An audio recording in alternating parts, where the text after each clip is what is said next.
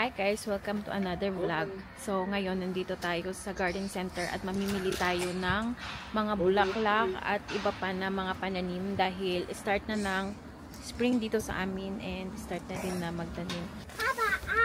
This is yellow and red raspberries. Ayan, bumili ako naman ng bagong gloves. Ang gloves natin sa garden at saka mga bulaklak. The Biogroen und Blumen. For Zitrona. I just use the one that is for kanang kuan. The Bio. For green and flowering plants. The one extra for Zitrona. Yeah, meron kasi akong kalamansi. And yung hinahanapan namin ng fertilizer. Sa loob lang kasi yun ng bahay dahil hindi yun pwede ilabas pa. Dahil napakalamig. And dito talaga is hindi pwede ilabas yung kalamansi. What do you have there? Nee, that is for the harvesting. We already have that, Chatsi. Put it back, please. No, du musst noch Papa warten. And that is for selling. They sell it. Meron din palang mga ano dito. 95 euro? Mahal. Cookies and look. Oh, white mouse. Mouse for €3.50. Guck mal, Ethan. Mouse we can have for free. Nein. We just need to get Look. the garden. Who's a mouse? That is not mouse. That is a rabbit. Oder? Big Rabbit. Big rabbit na? No, unsere Nachbarn not big rabbit. This is not baby. Oder? This is still a baby? Our neighbor have very big rabbit. Hello. Ayan, may paninda pala sila dito ng mga rabbit. How much is that, Chats? 110 euro. Hala, ang mahal. 55. Ay, 55. And then this? 110 The male 110. So, the female is 55 and then the male is 110 euro. Guys, nandito pala kami ngayon sa, hindi ko alam saan ito, basta 30 minutes kami bumiyahe papunta dito. Kumuha kami ng lupa and tingnan nyo yan, daming compost soil. Yan yung kukunin natin para sa garden. Ayan, ang ganda ng lupa nila. I don't know magkano, but kailangan natin punuin itong aming anhenga. So, kaming dalawa ni asawa yung gumagawa. Yung iba ding mga tao is pumupunta din dito para magkuha ng soil. Ethan! Tingnan nyo yan si Ethan, So, ayan na. Almost fall, pero hindi namin masyadong pinuno dahil napaka naman ito. Kapag sobrang puno, baka maglaglagan. 30 minutes pa yung namin. Ayan si Ethan. Let's go, Ethan! And ayan si asawa magbabayad. So, we have kanang potato. So, this is the potato that we have. Yeah. Nabili namin ito sa aming kanang farmer na kapitbahay. So, it's really from here, dito sa amin sa likod bahay, may malaking field. Tapos, nag-iwan ako para itanim. And, tingnan nyo naman yung itsura niya. Pwede na talaga itong itanim. So, one planting is, one potato is, you can plant it directly. Yeah. Tingnan nyo yan. You Marami. can even just plant half the potato. Half the potato. And then the half also in the under pot, but we have a lot. Marami ito siya. Ayan, Nabili namin ito noong autumn. We buy it in autumn. Yeah. Tapos hindi na namin nakain lahat dahil We also will harvest. that time we don't eat a lot of potato. And then, syempre kapag hindi mo ito makain ng mabilis mabilis din siyang tumubo. So ngayon, dahil maganda na yung weather dito and plano ko din talaga na magtanim ng mga patatas. So itatanim natin ito sa garden. Guys, i-update ko pala kayo dito sa nangyari na sa garden dahil matagal-tagal akong hindi nakapag-vlog dito. So, tingnan nyo naman, ito yung pininturahan namin noong nakaraan. Meron na siyang bubong. Noong nakaraang linggo, pumunta dito yung isang kaibigan at katrabaho ni asawa and tinapos nila yan. Isang araw nila itong ginawa, bubong. Tapos, siguro next week is gagawin na naman nila yung wall dito. Pero, maganda na dahil meron ng bubong. Ibang-iba na yung itsura. Kesa nung last time na nagpintura kami dito. Tapos, ipapakita ko din sa inyo kung ano nang itsura ng ating garden. Tingnan nyo naman yan, oh. Yan yung dapat kong i-update sa inyo dahil noong nakaraan hindi talaga ako nakapag-video. So, tingnan nyo naman yan, oh. Ginawa ko ito siya. So, itong dalawang garden bed, yan yung ginawa yan ni asawa. Pero itong trellis yan siya para sa mga upo. Feeling ko sobrang mahaba siya. Pero yan yung trellis para sa mga upo. Ito, ginawa, ako talaga yung gumawa nito. Make sure ko talaga na malaki yung poste para ba mahabang panahon na magagamit siya. And pininturahan ko ng wood color, wood protection. Water, Mama. Nish, we will not use water. At saka, tingnan nyo dito sa taas, nilagyan namin ng guitar. Anong pangalan yan? Hindi pala nilagyan ni asawa dito ng ano, zip tight lang yung inano namin dito. Si asawa yung pinagawa ko dito sa zip tight para mag-ano yan siya. Para makabit yan siya. Pero, yan. So, yung ating mga upo, yan yung pakatayan ng ating mga upo. Ayan. Ayan, oh. Yung tinaniman ko yan siya ng bulaklak. Tapos, ito na yung mga strawberry. Hopefully soon, mag-ano na yan siya. Mamulaklak. And, ayan. So, bali ngayon, ang gagawin natin ay magtatanim ako at maglalagay ng mga soil. Yung kinuha namin na soil kanina ba? Puntahan natin si asawa dahil may ginawa siya dito. What are you doing? I make a more pot for her. This is the new one or that's the one we get yesterday? So, ayan. Meron kasi siyang mga binili na mga kroita. Yeah, Herbs na itatanim niya. Para yan dito sa garden house. Ayan, oh. Mas maganda dito. Nakikita niyo, mas maganda dito. Ayan naman yung soil na binili namin kanina. Ito is kahapon namin to siya binili. Ito siya. Noong nakaraang linggo, itinanim ito ni asawa. This is peach. Tapos, nag-ano na siya, namulaklak na siya. Sana this year is meron itong bunga. Ayan. Medyo malaki.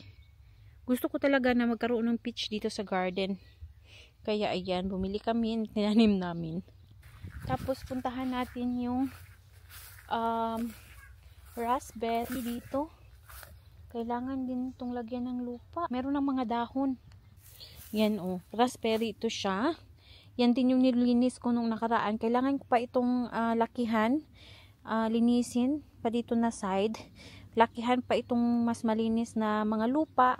So, lagyan ko ito ng magandang lupa. Dahil di ba may nabili tayo kanina na mga raspberry din. Tatanim din natin dito. Kasama sa mga kasama nito. Kan ich schieben, weil große Gras. They need to carry it. Oh, wow. Oh, sehr gut. So fleißig, Papa. So fleißig. So strong. Yeah. So, meron akong ginawa dito kahapon. Na kanang kuan ba, para sa mga bulaklak. Mas maganda din kasi na yung garden is merong mga bulaklak. So, ngayon, itatanim natin ito. Maganda siya ba para maraming mga pollinator like mga butterfly or mga bees na pumunta dito. So, tatanim ko dito sa gilid.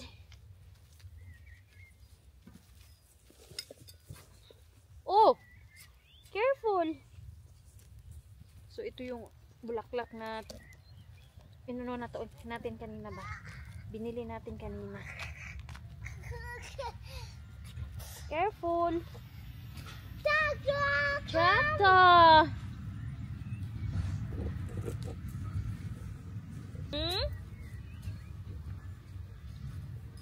Aber nicht alles. Ich weiß nicht. Aber voll muss es ja trotzdem sein. Ja. Die andere, the one that we make yesterday muss auch. Das.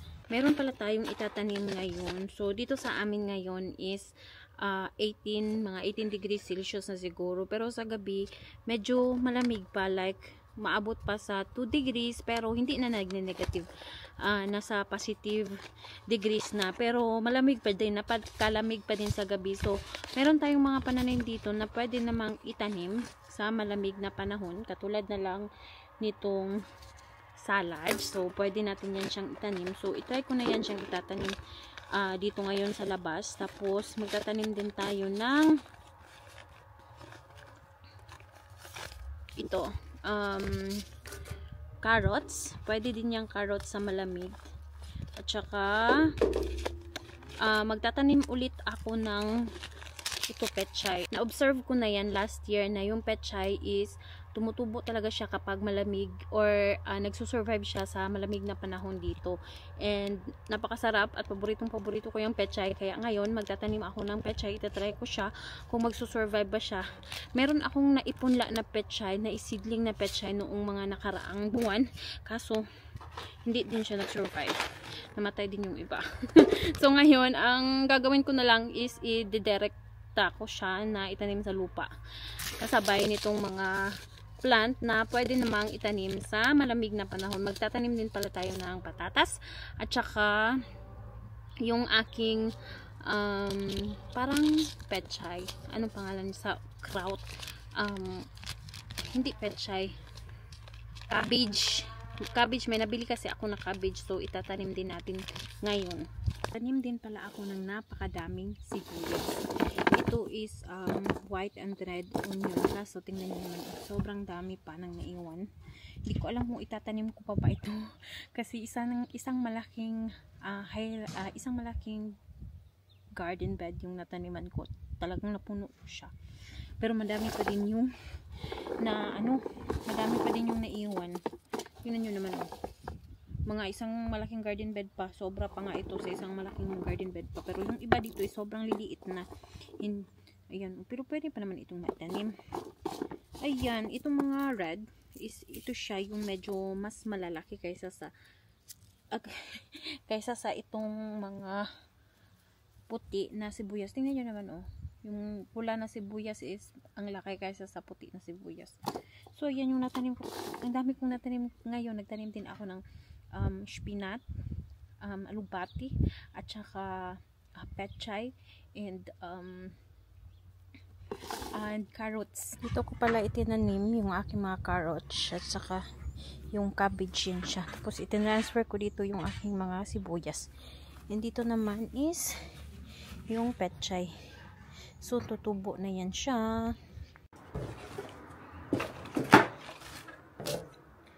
So ngayon, nandito na naman ako at bilisan ko to. Malapit nang dumilim dito sa amin dahil kailangan kong isidling ang itong carrots.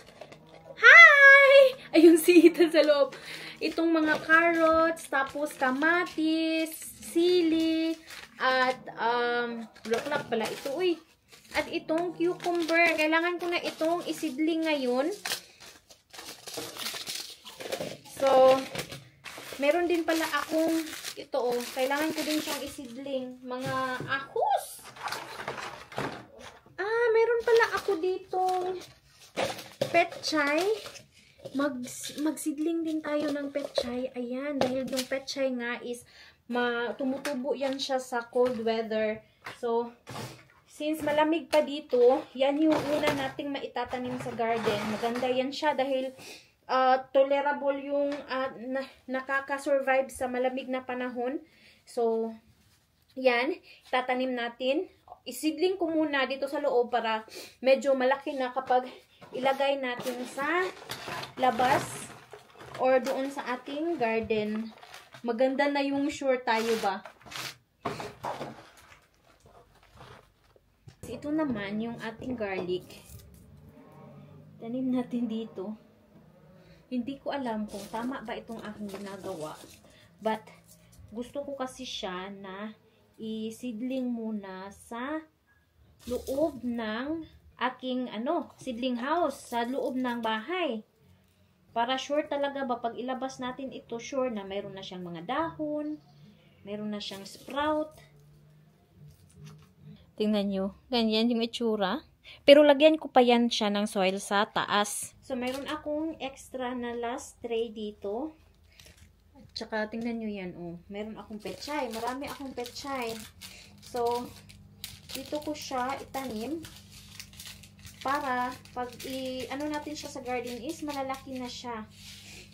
Sure natin na marami itong ating natanim dito para damihan ko ito dahil pagulangin natin para may mga seeds din tayo na ma-harvest. Last year kasi hindi ako naka-harvest ng seeds. Ang pechay pala, pwede din pala siya na i-direct siya sa lupa. Kaso, tinry ko siya noong last year na i-direct sa lupa. Hindi siya nag-survive dahil kinain ng mga insekto. Tapos, in the second time naman, na nag-try ako, hindi na naman nag-survive dahil kinain ng mga snail, tapos worm. Gusto talaga kasi nito, I think, gusto talaga nila na cold yung temperature. Kaya ngayon, natuto na talaga ako na itanim siya, hindi directly doon sa aking garden bed. Tanim ko siya na, isidling ko pa siya dito. Para sure talaga tayo. Damihan natin ito para may maibigay din tayo or maibenta natin ba. Masarap kasi ito. Iba din kasi yung ibang mga pechay dito. Pak choy, iba din kasi yung lasa ng pak choy kaysa itong mga totoong pechay talaga. Filipino pechay. Ayan, ang dami. Lagyan natin ng lupa. So, excited na ako dito sa ating mga pananim sa garden.